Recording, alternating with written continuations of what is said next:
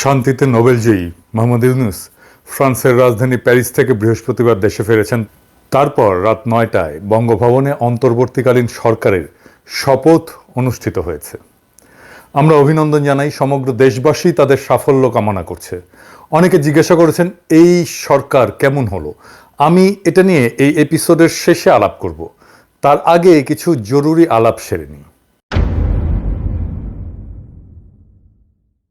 আগামী ২-১ দিনের মধ্যে নিশ্চয়ই ডক্টর মোহাম্মদ ইউনূস জাতির উদ্দেশ্যে একটা বক্তৃতা করবেন। আমি সেখানে দুটো প্রশ্নের জবাব খুঁজব। প্রথমত, বাংলাদেশে গত ১৫ বছর ধরে চলমান গণতন্ত্র এবং মানবাধিকার প্রতিষ্ঠার মরণপণ সংগ্রামে তিনি কোথায় কতটুকু ভূমিকা পালন করেছিলেন তা দেশবাসীকে জানাবেন। মরহুম ডাক্তার জাফরুল্লাহ চৌধুরীর মতো অন্যান্য এনজিও সমূহের নেতৃবৃন্দ কেন এমন মৌলিক মানবাধিকারের লড়াইয়ে প্রত্যক্ষ ভূমিকা রাখতে পারলেন না বা পারেন না, সে বিষয়টা ব্যাখ্যা করবেন। এই ব্যাখ্যাটা জরুরি, কারণ এই সরকারের ডিসপ্রপোর্শনেটলি এনজিওর প্রতিনিধিত্ব আছে। লড়াইয়ে নাই কিন্তু পদে আছি, এই ফেনোমেননটার ব্যাখ্যা আমরা চাইতেই পারি এই লড়াইয়ের স্টেক হোল্ডার হিসেবে।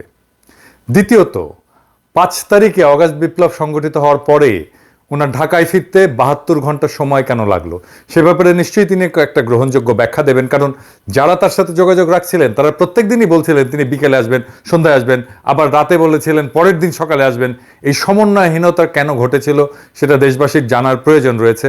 বিলম্বের এই ৭২ ঘন্টায় দেশব্যাপী যে সমস্ত অঘটনগুলো ঘটেছে সেগুলোর দায় কে বা কারা নেবেন? দেশে অরাজকতা চলেছে, কোনো অভিভাবক নেই। একটা কথা শুনলাম, মাইনর সার্জারি হয়েছে ওনার, কিন্তু ওনার কি স্বল্পতম সময় প্রয়োজনে চার্টার করা বিমানে চলে আসা উচিত ছিল না এমন একটা অরাজকতার সময়? আরেকটা প্রশ্নের উত্তর দরকার। অবৈধ রাষ্ট্রপতি শাহাবুদ্দিন চুপ্পু কর্তৃক ইতিমধ্যে তাড়াহুড়ো করে নিয়োগ বাগানো কর্মকর্তাদের তিনি অপসারণ করবেন কিনা, ডক্টর মোহাম্মদ ইউনূসকে এসব বিষয়ে তার অবস্থান দেশবাসীর সামনে স্পষ্ট করতে হবে।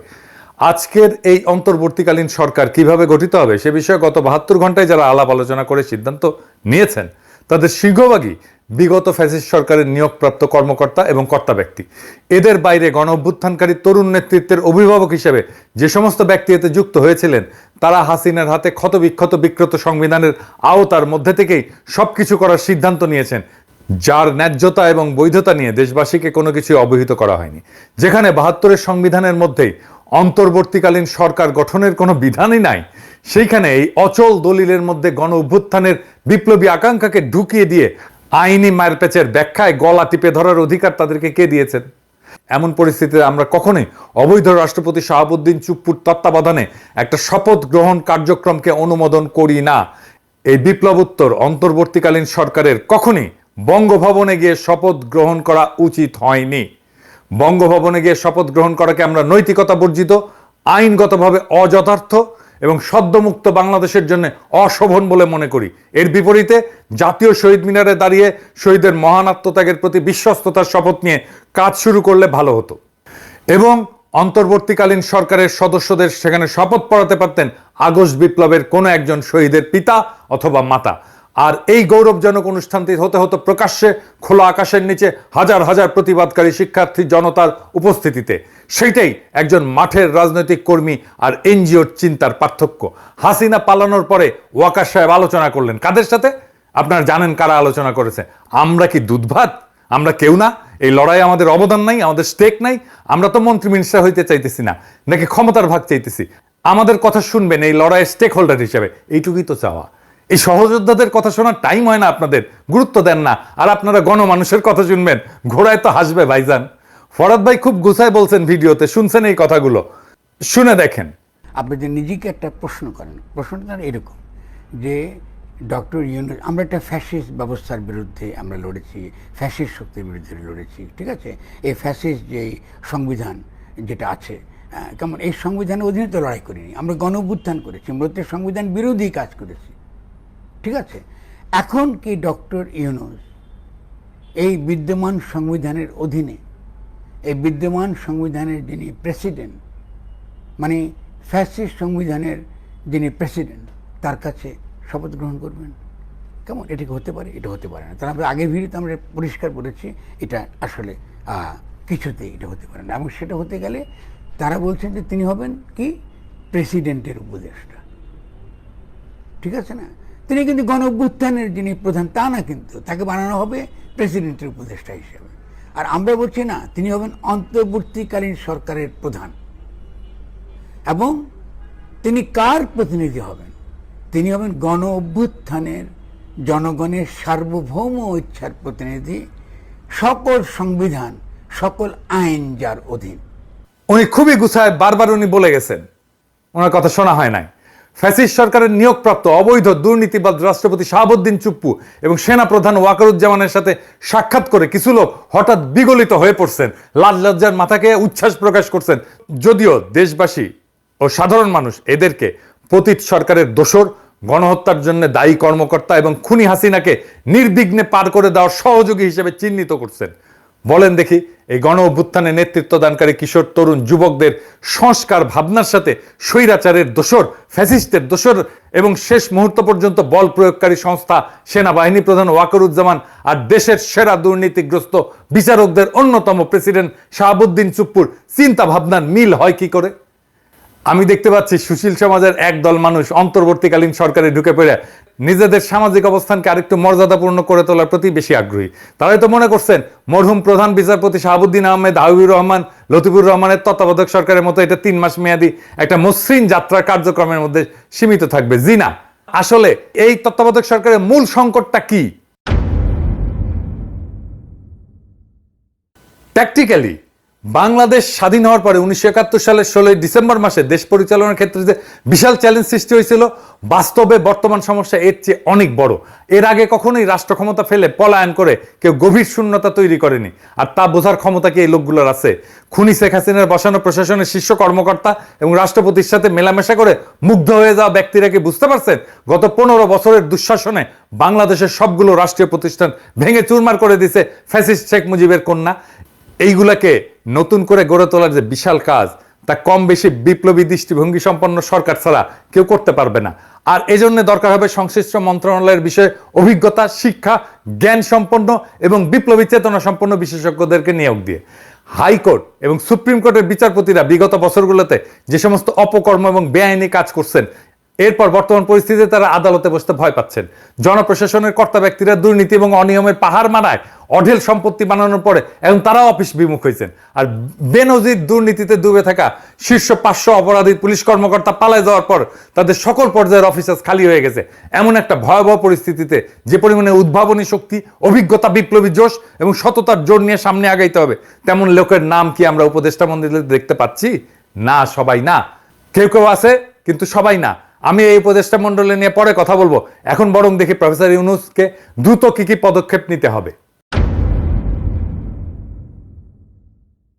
আমরা মনে করি ডক্টর মোহাম্মদ ইউনূসকে অতি দ্রুত 5টা পদক্ষেপ নিতে হবে। আগামীকালই একটা জাতীয় কমিশন ঘোষণা করে এই গণ অভ্যুত্থানের বিভিন্ন পর্যায়ে, মানে হাসিনা সরকার ক্ষমতা নেওয়ার পর হতাহত, গুমের শিকার, নির্যাতিত, ক্ষতিগ্রস্ত, মামলার শিকার, দেশ থেকে বাধ্য হওয়া সকল মানুষের একটা তালিকা প্রণয়ন সম্পন্ন করতে হবে। যাদের অঙ্গহানি ঘটছে, অন্ধত্ব বরণ করছেন, যারা আহত হয়ে যন্ত্রণায় কাটাচ্ছেন, তাদের সর্বোত্তম চিকিৎসার ব্যবস্থা করতে হবে, পুনর্বাসন করতে হবে, নিহতদের পরিবারের পুনর্বাসন করতে হবে। মনে রাখতে হবে তিনি, মানে প্রফেসর ইউনূস, বর্তমান প্রশাসনের বিভিন্ন পর্যায় থেকে বাধার মুখে পড়বেন। সেই জন্য দ্রুত আইন শৃঙ্খলা পরিস্থিতির উন্নতি সাধনের জন্য আগামী 24 ঘন্টার মধ্যে তাকে সারা দেশে সকল পর্যায়ে বৈষম্য বিরোধী সংগ্রাম কমিটি গড়ে তোলার ডাক দিতে হবে। পুলিশ বিভাগের সকল সদস্যদেরকে তাদের কর্মস্থলে ফিরে আসার আহ্বান জানানোর পাশাপাশি স্থানীয় জনগণকে তাদের নিরাপত্তা বিধানের জন্য অনুরোধ করতে হবে। তারপর যৌথভাবে জনসম্পৃক্ত পুলিশ ব্যবস্থা গড়ে তোলার কঠিন কাজ শুরু করা যাবে। পুলিশকে আমূল সংস্কার করতে হবে, সংস্কার করতে হবে মিলিটারিকে, সংস্কার করতে হবে আমলাতন্ত্রকে, সংস্কার করতে হবে জুডিশিয়ারিকে। আগামীকাল থেকে সকল কলকারখানা চালু করে টানা 6 দিন উৎপাদন চালায় যেতে হবে। 6 মাসের জন্য সরকারি সাপ্তাহিক ছুটি 2 দিনের জায়গায় 1 দিনে নামায় আনতে হবে। শনিবার থেকে সকল শিক্ষা প্রতিষ্ঠান খুলে দিতে হবে এবং বিগত আন্দোলন সংগ্রামের কারণে পাঠ গ্রহণ এবং শিক্ষার যে ক্ষতি হয়েছে তা পূরণের জন্য প্রয়োজনীয় উদ্যোগ নিতে হবে। দরকার হলে এক্সট্রা ক্লাস করাইতে হবে। স্কুলের পাঠ্যক্রম নিয়ে অভিভাবকদের বড় ধরনের কনসার্ন আছে। এগুলোর অসঙ্গতি নিয়ে আমি ভিডিও করছি, 7 পর্বের করার কথা, আমি বাকিগুলো করব, 3টা বোধহয় করছি, কাজ আগায় দিছি। এইগুলা সংস্কার করতে হবে, বইগুলো সংস্কার করতে হবে। খাদ্য নিরাপত্তা নিশ্চিত করার জন্য কৃষিখাতকে সর্বোচ্চ গুরুত্ব দিয়ে সরকারকে অতি দ্রুত কাজে নামতে হবে। প্রয়োজনীয় ভর্তুকি নিশ্চিত করে সকল কৃষিপণ্য, শস্য উৎপাদনের বাম্পার ফলন ঘটাতে হবে। মৎস্য সম্পদ, গবাদি পশুপালন এবং উৎপাদনে জোর দিয়ে দেশে প্রোটিন সংকট কাটায় তুলতে হবে। প্রোটিনের বিকল্প উৎস খুঁজে বের করতে হবে। গার্মেন্টস সহ সকল খাতের শ্রমিকদের ন্যায্য মজুরি নিশ্চিত করার জন্য শীঘ্রই একটা কমিশন গঠন করতে হবে। গার্মেন্টস শ্রমিকদের ন্যূনতম মজুরি তাদের দাবি মতো নিশ্চিত করতে হবে। পাশাপাশি প্রবাসী শ্রমিকদের সুযোগ সুবিধা স্বার্থ রক্ষার জন্য সরকারের কি কি করণীয় তা চিহ্নিত করে কার্যকর ব্যবস্থা গ্রহণের মাধ্যমে বৈদেশিক মুদ্রা অর্জনের পথ সুগম করতে হবে। আর আমরা রেমিটেন্স বয়কট করছিলাম হাসিনার শাসনে, আমরা এখন আবার রেমিটেন্স পাঠাবো, সারা দুনিয়া থেকে পাঠাবো, ব্যাংকিং চ্যানেলে রেমিটেন্স পাঠাবো, ব্যাংকিং চ্যানেলের বাইরে কোনো রেমিটেন্স যাবে না। সার্বজনীন স্বাস্থ্যসেবা নিশ্চিত করতে হবে। আয় অনুসারে স্বাস্থ্যসেবা একজন ব্যয় করবে, যার আয় যত কম তার স্বাস্থ্যসেবা ব্যয় তত কম হবে, যার আয় নাই তার ব্যয় হবে 0 টাকা, তার কোনো খরচা হবে না। বাংলাদেশের স্বাস্থ্যসেবার মান বাড়াতে হবে যেন কেউ ভারতে চিকিৎসার জন্য না যায়। বাংলাদেশের স্বাস্থ্যসেবার মান উন্নত হচ্ছে কিনা তার একটাই প্যারামিটার আমাদের কাছে, প্রত্যেক মাসে মাসে ভারতে চিকিৎসার জন্য কতজন যাচ্ছে সেটার হিসাব রাখতে হবে পুঙ্খানুপুঙ্খভাবে। এইটার সংখ্যা যদি কমে তাইলে আমরা বুঝবো বাংলাদেশের চিকিৎসা সেবার মান উন্নত হচ্ছে।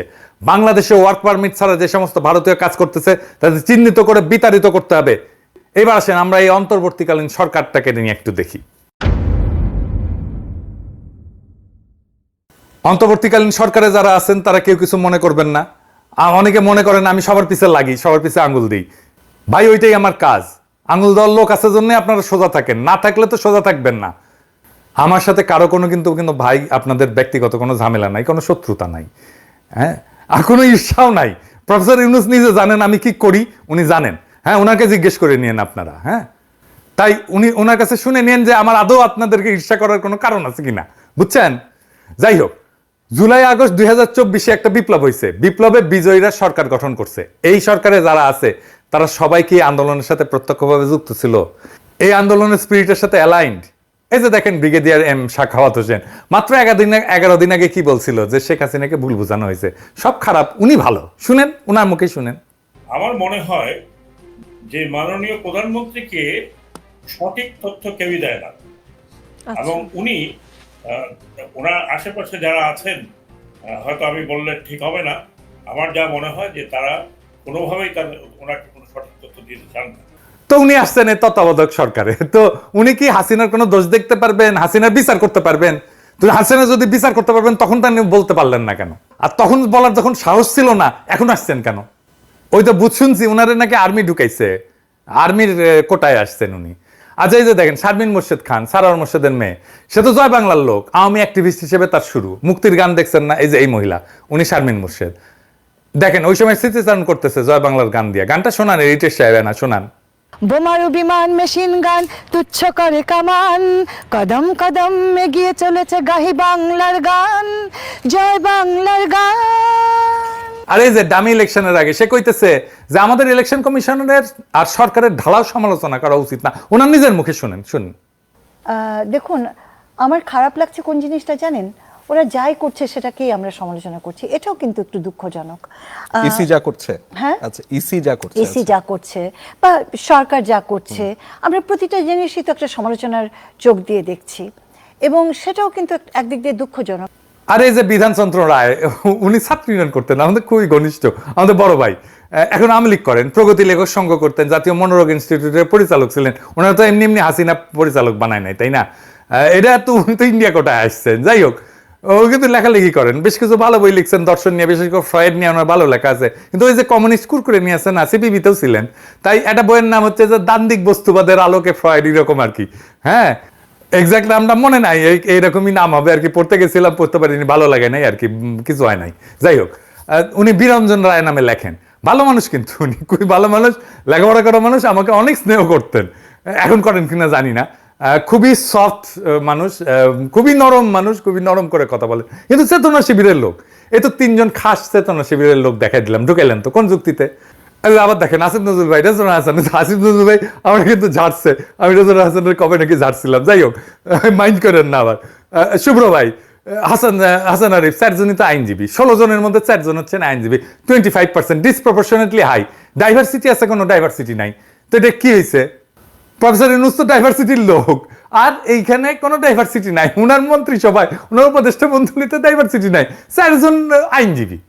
তো ওনাদের প্রফেশনাল এক্সপার্টাইজ কিভাবে কাজে লাগবে? 4 জন আইনজীবীকে নিয়ে কি করবেন? 4 জন যদি 4 প্রফেশনাল এক্সপার্টাইজার হইতো তাহলে ডাইভার্সিটি থাকতো না, এটা সমৃদ্ধ হইতো না উপদেষ্টা পরিষদ। এটা বড় উইকনেস কিন্তু এই উপদেষ্টা পরিষদে। যাই হোক, আসিফ নজরুল ভাই বলছিলেন যে আপনারা খুশি হবেন এই সরকার দেখে, বা এইটা কি একটা সিনেমা আছে নায়ক নায়িকাদের দেখে পাবলিকের অর্গাজম হবে? এটা হাইলি পলিটিক্যাল একটা ফরমেশন, অনেক ত্যাগ এবং রক্তের বিনিময়ে পাওয়া একটা রাজনৈতিক পরিবর্তনের স্পিরিটেড ফিজিক্যাল এমবডিমেন্ট। সেটা কি হয়েছে? আমি উত্তর দিব না, আমি এখানে জাজমেন্ট করব না। আপনি আপনাদের এই যে নিউজগুলোর নিচে যেগুলো আসে পত্রিকায় তার কমেন্ট বক্সগুলো পড়েন, তাহলে বুঝবেন কতটুকু পূরণ হয়েছে এই উপদেষ্টা পরিষদের। অনেকের রিজার্ভেশন আছে ছাত্রদের উপদেষ্টা পরিষদে নেওয়ার ক্ষেত্রে। আমি মনে করি যে এইটা একটা পজিটিভ কাজ হয়েছে এবং এটা একটা ইন্টারেস্টিং এক্সারসাইজ হয়েছে, এটার জন্য আমি অভিনন্দন জানাই। এই এক্সপেরিমেন্ট যদি সফল হয় তাহলে বাংলাদেশের রাজনীতির চেহারা কিন্তু পাল্টে যাবে। এই এক্সারসাইজটা খুব ভালো হয়েছে। এক্সপেরিমেন্টটা সফল হলে তরুণদের ব্যাপকভাবে রাজনীতিতে আকৃষ্ট করা যাবে এবং আমি মনে করি এই এক্সপেরিমেন্ট সফল হবে। এরপরেও সব সীমাবদ্ধতা সত্ত্বেও আমাদের পূর্ণ সমর্থন আর সহযোগিতা থাকবে। এইটা মনে করেন না যে আমরা ব্যাশিং করবো, আন্দাজে আন্দাজে আমরা আপনাদের সমালোচনা করবো, তা না। আমরা কনস্ট্রাকটিভ ক্রিটিসিজম করব, অব্যাহত থাকবে। আপনাদের বিরোধী দল থাকার দরকার আছে না, আমাদেরকে ধরে নেন না বিরোধী দল, দেখবেন মাঝে মাঝে কি কি কি কইতেছি আপনাদের নিয়ে। লক্ষ্য একটাই, বাংলাদেশের নাগরিকদের যে অধিকার কেড়ে নেওয়া হয়েছিল সেই অধিকার আবার তাদের হাতে ফিরে দেওয়ার, সেইটা আমরা একসাথেই দেব। আপনারা সরকারে থেকে দেবেন, আমরা সরকারের বাইরে থেকে দেব। আমরা আপনাদের সমালোচনা করব, আপনারা যেন সঠিক রাস্তায় থাকেন, আপনারা যেন দানব হইয়া না ওঠেন, আপনারা যেন নিজেদেরকে মেলা কিছু বহুত কিছু তালেবর সবার চেয়ে বেশি বোঝেন, এটা যেন না মনে করেন। যাই হোক, আপনাদের শুভকামনা করি, আপনাদের বিজয় কামনা করি এবং আপনাদের নেতৃত্বেই আমরা আছি। ইনকিলাব জিন্দাবাদ।